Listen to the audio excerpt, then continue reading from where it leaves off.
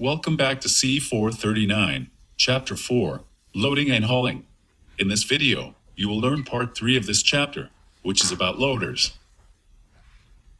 The learning objectives of this lesson are: first, understand how loaders operate and when they should be used on a project. Second, ability to adjust bucket volume based on an appropriate fill factor. And third, ability to calculate production estimates for loaders.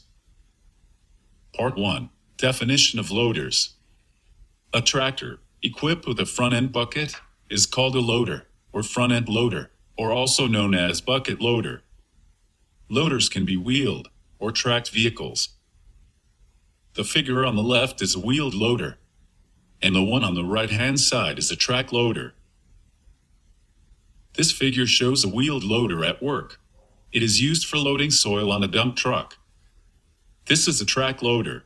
It is loading soil into its bucket. There are hybrid machine available that combines a backhoe in the back and a loading bucket in the front. This machine can do both excavating and loading. This is one example of a real multipurpose loader at work. In addition to backhoe attachment, the loader can be equipped with many other types of attachments, as listed here.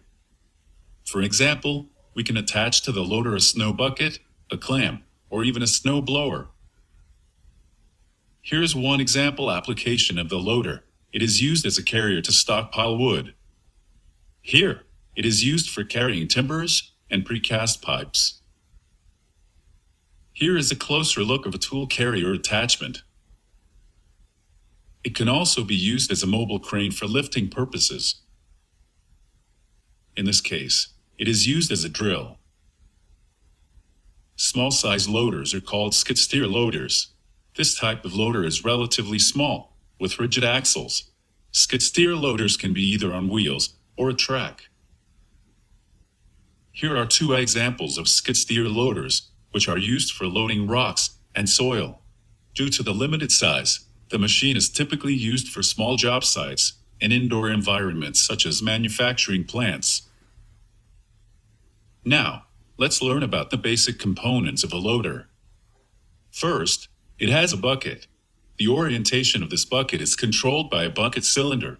This cylinder is extended during dumping and compressed during loading. Lift arm is another key component of the loader.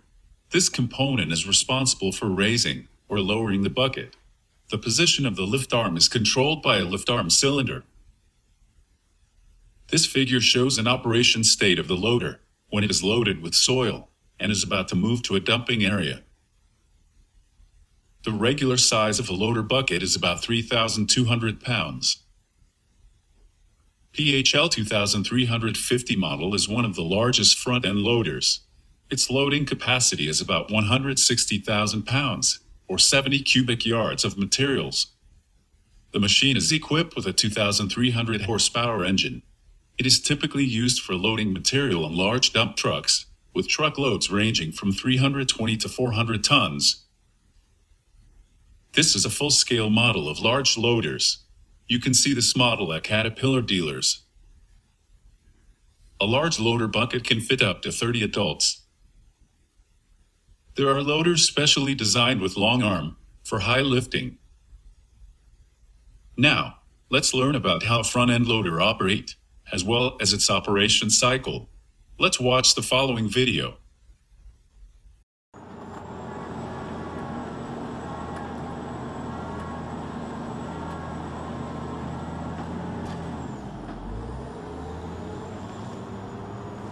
This is a wheel loader.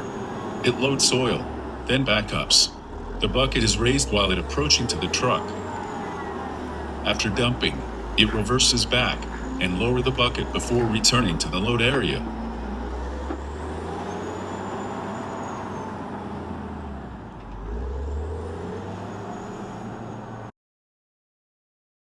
Here is another wheeled loader. In this case, the distance between loading and dumping is quite large. It takes the loader more time for traveling.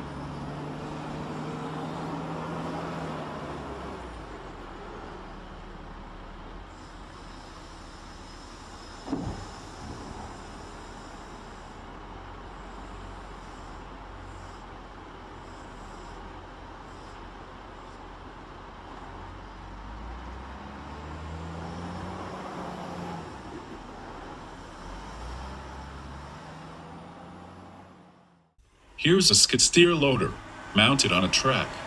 It is used for small work.